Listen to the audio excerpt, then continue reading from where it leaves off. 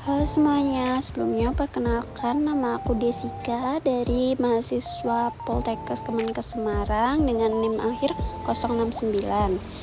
Jadi ini aku baru di PMI Kabupaten Grobogan untuk melakukan tugas rekrutmen donor. Pada kesempatan kali ini kita akan membahas secara lengkap mengenai prosedur donor darah, mulai dari tahap awal hingga tahap akhir, agar kita dapat memahami bahwa donor darah merupakan kegiatan yang aman, terstruktur, dan sangat bermanfaat bagi sesama. Donor darah adalah proses pengambilan darah dari seseorang secara sukarela untuk membantu orang lain yang membutuhkan transfusi darah. Kegiatan ini tidak hanya menyelamatkan nyawa, tetapi juga memberikan manfaat kesehatan bagi pendonor jika dilakukan sesuai prosedur. Tahap pertama dalam donor darah adalah pendaftaran. Pada tahap ini, calon pendonor akan diminta untuk mengisi formulir yang berisi data diri seperti nama, usia, alamat, serta beberapa pertanyaan terkait riwayat kesehatan. Pertanyaan tersebut meliputi riwayat penyakit, konsumsi obat-obatan, hingga gaya hidup yang berpotensi memengaruhi keamanan donor darah. Di tahap pendaftaran ini, syarat dasar mulai diperhatikan, yaitu usia minimal 17 tahun. Selain itu, pendonor juga harus dalam kondisi sadar, bersedia secara sukarela tanpa paksaan, serta memberikan informasi yang jujur dan lengkap. Kejujuran dalam mengisi formulir sangat penting karena berkaitan langsung dengan keselamatan pendonor dan juga penerima darah. Setelah pendaftaran selesai, tahap berikutnya adalah pemeriksaan kesehatan awal. Tahap ini merupakan salah satu tahap paling penting karena menentukan apakah seseorang layak untuk mendonorkan darahnya atau tidak. Petugas kesehatan akan melakukan beberapa pemeriksaan, di antaranya adalah pengukuran tekanan darah, pemeriksaan suhu tubuh, penimbangan berat badan, serta pemeriksaan kadar hemoglobin atau Hb. Untuk tekanan darah, terdapat batas aman yang harus dipenuhi oleh pendonor, yaitu tekanan darah sistolik berada di kisaran 100 hingga 160 mm merkuri dan tekanan darah diastolik berada di kisaran 60 hingga 100 mm merkuri. Jika tekanan darah terlalu rendah atau terlalu tinggi, maka pendonor tidak diperbolehkan untuk melanjutkan donor darah demi menjaga keselamatan. Selanjutnya adalah pemeriksaan kadar hemoglobin. Kadar hemoglobin minimal yang diperbolehkan untuk donor darah adalah 12,5 gram per desiliter. Hemoglobin merupakan komponen dalam darah yang berfungsi mengangkut oksigen ke seluruh tubuh. Jika kadar hemoglobin terlalu rendah, maka donor darah dapat menyebabkan tubuh menjadi lemas atau bahkan membahayakan kesehatan pendonor. Selain itu, berat badan juga menjadi salah satu syarat penting, yaitu minimal 45 kg. Hal ini bertujuan agar jumlah darah yang diambil tetap aman dan tidak mengganggu kondisi tubuh pendonor.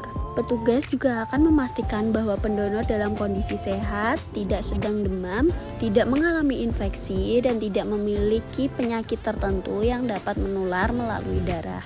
Jika semua hasil pemeriksaan menunjukkan kondisi yang memenuhi syarat, maka pendonor dapat melanjutkan ke tahap berikutnya, yaitu proses pengambilan darah. Pada tahap pengambilan darah, pendonor akan dipersilakan untuk mencuci lengan terlebih dahulu yang sudah di video tadi. Setelah itu, dipersilakan untuk duduk atau berbaring dengan posisi yang nyaman. Petugas akan menyiapkan peralatan yang steril dan sekali pakai untuk menjaga keamanan dan kebersihan selama proses berlangsung. Area lengan pendonor akan dibersihkan menggunakan antiseptik untuk mencegah infeksi. Setelah itu, jarum steril akan dimasukkan ke dalam pembuluh darah, biasanya di bagian lipatan siku. Proses pengambilan darah berlangsung selama kurang lebih 5 hingga 10 menit. Selama proses ini, darah yang diambil berkisar antara 350 hingga 450 mm, tergantung pada kondisi tubuh pendonor. Selama proses berlangsung, pendonor diharapkan tetap rileks dan tidak tegang agar aliran darah berjalan lancar. Petugas juga akan memantau kondisi pendonor untuk memastikan tidak terjadi reaksi yang tidak diinginkan, seperti pusing atau lemas. Setelah proses pengambilan darah selesai, jarum akan dilepas dan area bekas tusukan akan ditutup menggunakan kapas dan perban untuk menghentikan pendarahan. Tahap selanjutnya adalah istirahat setelah donor. Pada tahap ini, pendonor tidak diperbolehkan langsung beraktivitas. Pendonor akan diminta untuk duduk atau beristirahat selama beberapa menit guna memastikan kondisi tubuh tetap stabil. Biasanya, pendonor juga akan diberikan makanan ringan dan minuman manis, seperti teh atau biskuit. Hal ini bertujuan untuk membantu mengembalikan energi yang hilang selama proses donor darah.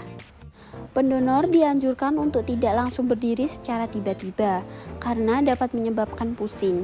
Jika merasa tidak nyaman, pendonor sebaiknya segera memberitahu petugas. Tahap terakhir adalah perawatan setelah donor. Setelah selesai melakukan donor, pendonor tetap perlu menjaga kondisi tubuhnya agar tetap sehat. Beberapa hal yang perlu diperhatikan antara lain adalah memperbanyak minum air putih untuk menggantikan cairan tubuh yang berkurang, menghindari aktivitas berat selama beberapa jam, serta tidak mengangkat beban berat dengan lengan yang digunakan untuk donor. Selain itu, pendonor juga disarankan untuk tetap menjaga pola makan yang sehat dan bergizi agar proses pembentukan darah dalam tubuh dapat berjalan dengan baik. Donor darah dapat dilakukan secara rutin, biasanya setiap 3 bulan sekali, dengan tetap memperhatikan kondisi kesehatan masing-masing individu. Melalui seluruh tahapan ini dapat kita pahami bahwa donor darah bukanlah proses yang berbahaya, melainkan kegiatan yang aman karena dilakukan dengan prosedur yang ketat dan pengawasan tenaga kesehatan. Dengan melakukan donor darah, kita tidak hanya membantu menyelamatkan nyawa orang lain, tetapi juga berkontribusi dalam menjaga ketersediaan stok darah yang sangat dibutuhkan di berbagai fasilitas kesehatan. Mari kita jadikan donor darah sebagai bagian dari gaya hidup sehat dan bentuk kepedulian terhadap sesama. Terima kasih.